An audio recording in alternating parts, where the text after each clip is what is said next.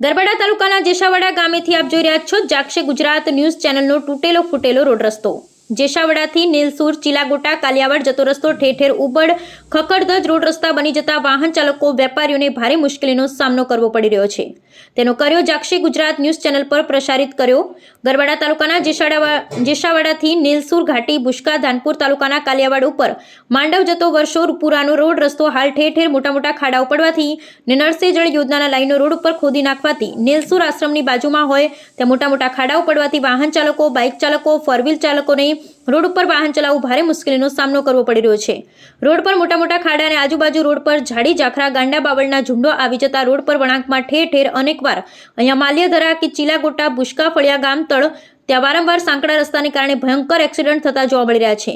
સુમાર્ગ અને મકાન વિભાગના કર્મચારી હાલ કુંભકર્ણની જેમ ભારે નિંદ્રામાં સૂતા હોય તેવું લાગી રહ્યું છે।